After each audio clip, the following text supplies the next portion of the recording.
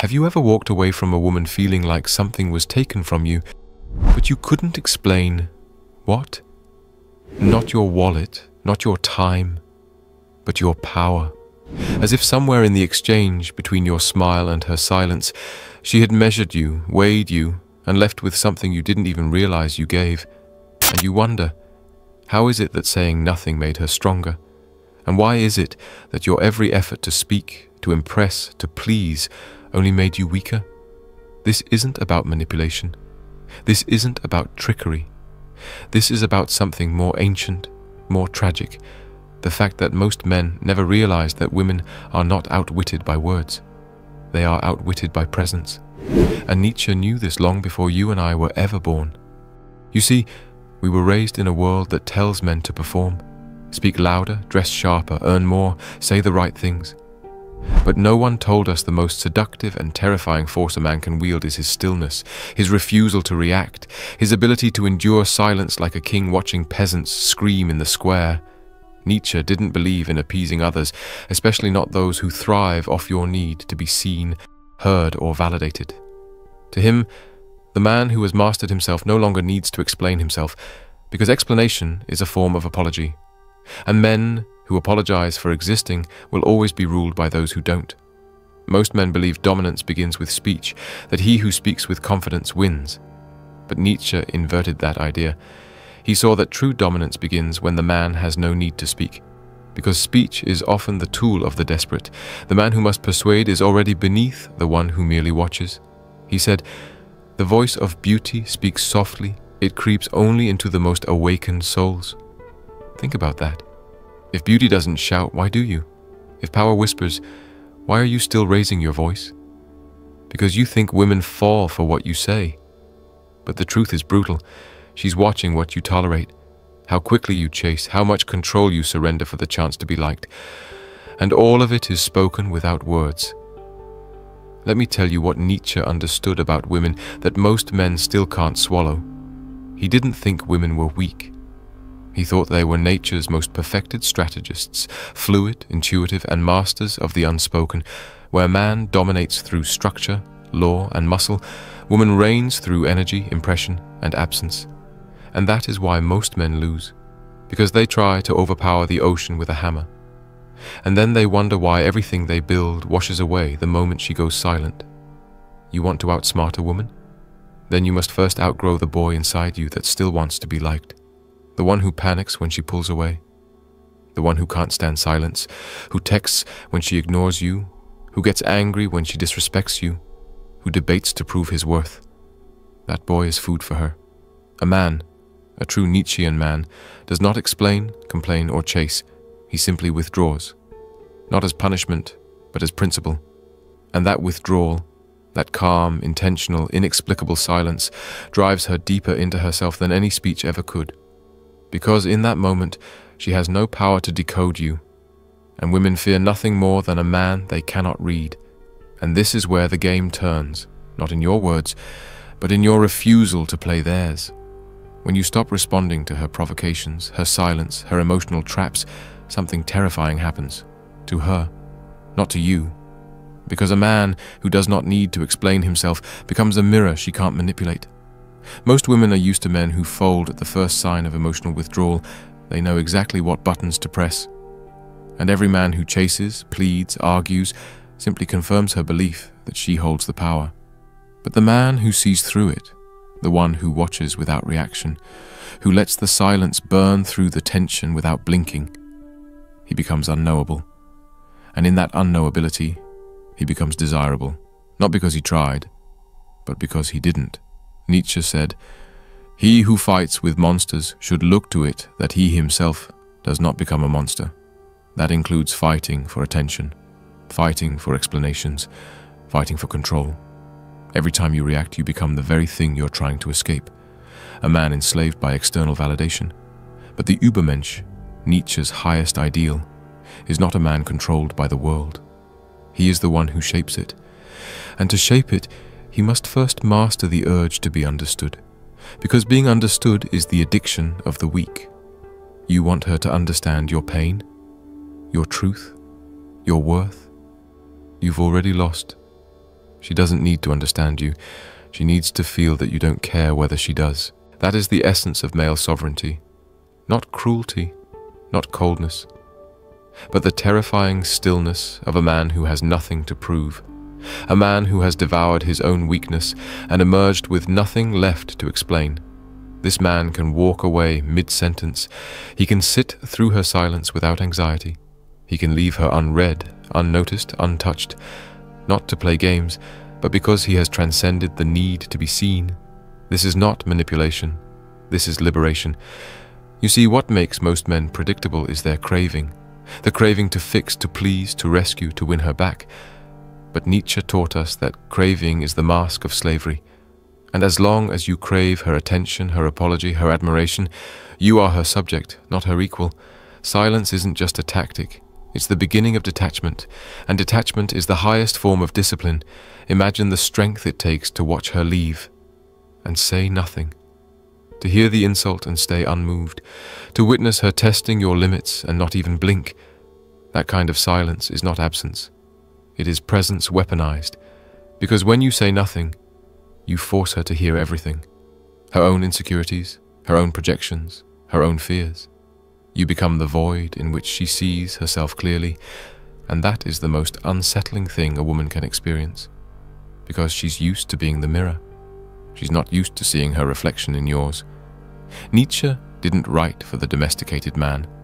He wrote for the dangerous one, the one who does not flinch when left alone, who does not rush to explain his intentions, who does not apologize for making others uncomfortable.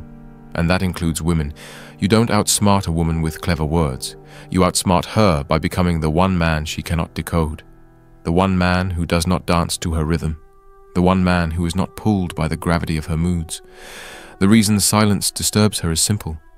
It denies her the control she's always had.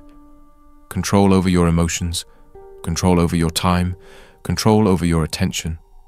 Every time you bit your tongue to keep her calm, every time you tried to reason with her storm, every time you let your dignity bend just to avoid conflict, you taught her something.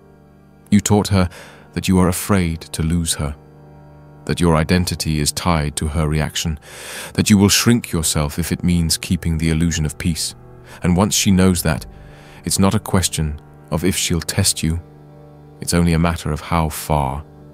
But silence, conscious, brutal, principled silence, tells her a truth she never saw coming, that you are not afraid to walk, that you are not moved by chaos, that your peace is not up for negotiation. And when she realizes that, something primal shifts, because for the first time, she meets a man who does not orbit her, a man who carries himself like a world she must earn her place in. And this is where the power begins. You want to outsmart her? Then let her exhaust herself trying to break your stillness. Let her sabotage the conversation. Let her push and provoke and pretend. But you say nothing. You don't reward chaos with explanation. You don't answer disrespect with justification. You let her collapse into the space you've created by refusing to engage. And when the silence becomes too loud for her to bear, when she finally speaks, you still don't speak to explain. You speak to end. One sentence, one truth, one decision. And then you walk. That, Nietzsche would say, is the will to power. Not in controlling others, but in mastering yourself so completely that no one else can. And understand this, women aren't the enemy, but neither are they harmless. They are the great testers of your soul. They will challenge you in ways nothing else can. And most men, God help them, respond by becoming boys, emotional, reactive, hungry. But the man who passes this test is the man who recognizes the game, sees the patterns, and refuses to play on her terms. Nietzsche wrote, "The individual has always had to struggle to keep from being overwhelmed by the tribe." And that tribe is not just society, it's the relationships that expect you to conform, to bend, to shrink. The modern man is told to be soft, expressive, endlessly communicative, even when he is being torn apart inside. But strength, real masculine strength, is often quiet, not because it is weak, but because it knows that words are often traps, and the more you speak, the more you reveal, the more you react, the more you are owned. So what does this mean for you? It means you must rewire everything you were taught. You must unlearn the compulsion to explain yourself, to fix her feelings, to win her approval, and instead, you must become the mountain, still, silent, immovable, a presence so calm it terrifies, a gaze so steady it exposes, a soul so anchored it cannot be manipulated. Now watch what happens when you become that mountain.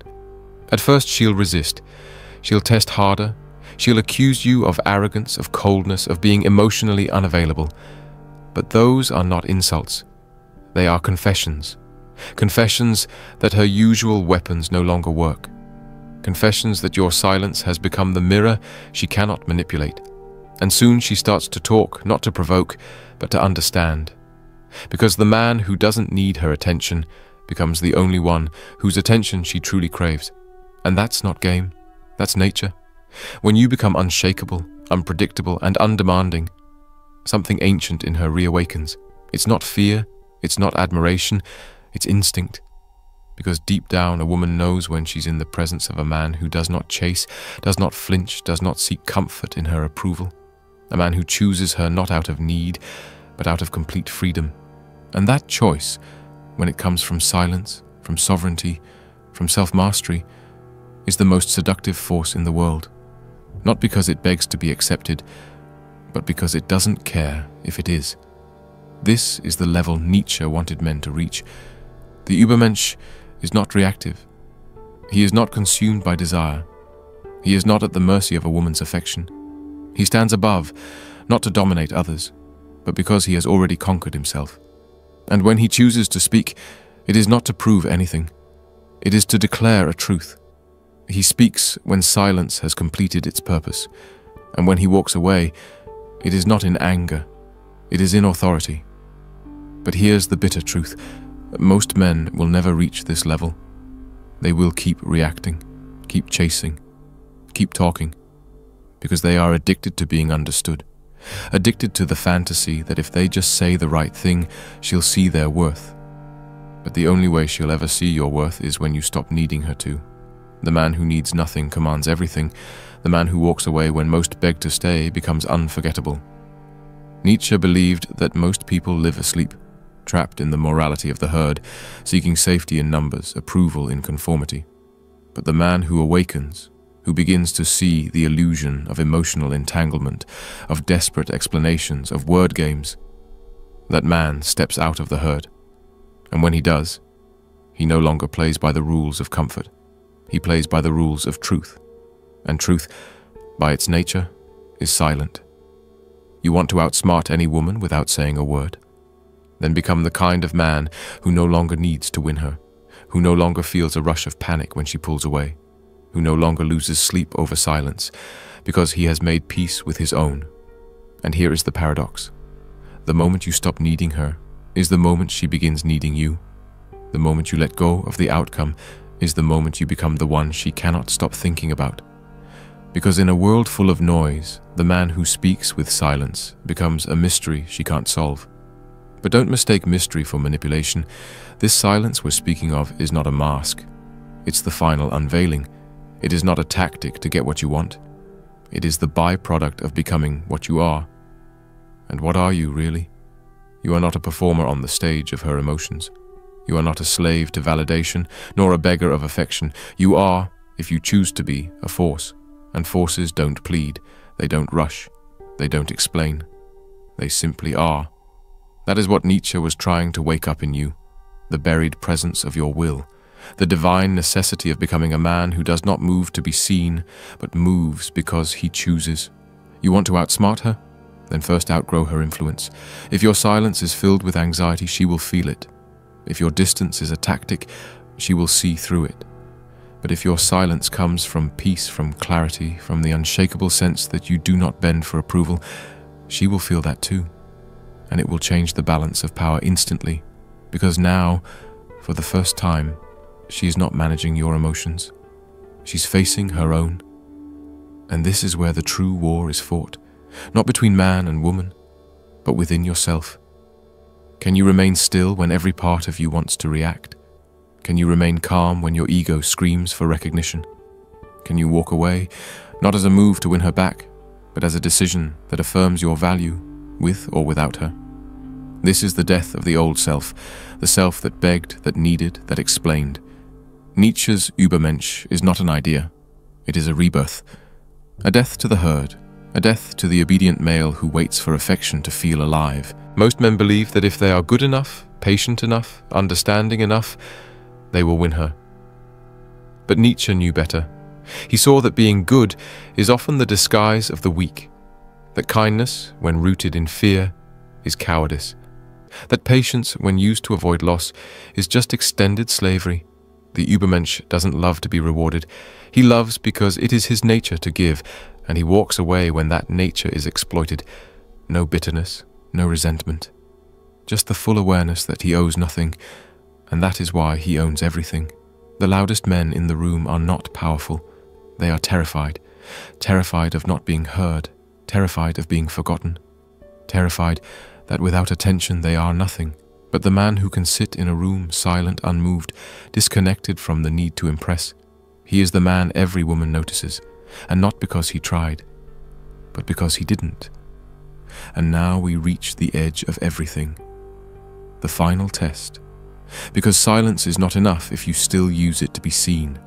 Power is not real if it's still performative, and dominance is not true if it requires an audience. So I ask you, can you walk through this life without ever needing to prove you're right? Can you love her without needing to be loved back? Can you lose her without losing yourself? That is the final ascent, the one Nietzsche left us without a map for, because it cannot be taught. It must be lived. It is the silent revolution of a man who no longer moves from fear, from lust, from loneliness, or from guilt. It is the man who has burned every part of himself that bowed for attention. The man who no longer carries the hunger to be chosen because he has already chosen himself. And when that man stands before a woman, she does not see a game. She sees a riddle, one that can't be solved, one that haunts her, even in his absence. This is the silence that outsmarts her, not because it manipulates, but because it transforms. It is the silence of the man who has nothing to hide, nothing to chase, nothing to fear. The silence of a man who could speak but chooses not to, a man who could beg but would rather bleed, a man who could react but instead simply watches as the world exposes itself. And it is here, right here, where your greatest strength begins, not in how you speak, but in how you hold the line, in how you let her come and go without moving your center, in how you refuse to be baited, explained, or drawn into performance. You no longer need to be the loudest. You just need to be the last man standing, and the one who stands without words, without threats, without theatrics, is the one who leaves the deepest mark, because he never tried to impress her. He just existed, fully, powerfully, silently. So from this moment forward, make your silence sacred. Let it be the temple where your dignity lives. Let it be the space where your worth breathes freely. And when they try to test you, let them. When they try to pull you into chaos, watch them. When they try to break your calm, smile and vanish. Not to punish, but to remind them, you are no longer the man who explains himself to be loved. You are the man who walks away to be free. Now, if this message has hit something deep in you, something real, something unspoken, then don't let it end here. Like, share, subscribe, and support the work in the link below so this message can reach the millions of men out there still trapped in the illusion that they must be loud to be powerful. We are building a generation of men who no longer bow, who no longer beg, and who no longer apologize for existing. If you are one of them, I'll see you in the next video. Because the weak chase noise, the strong master silence, and the wise choose exactly when to break it.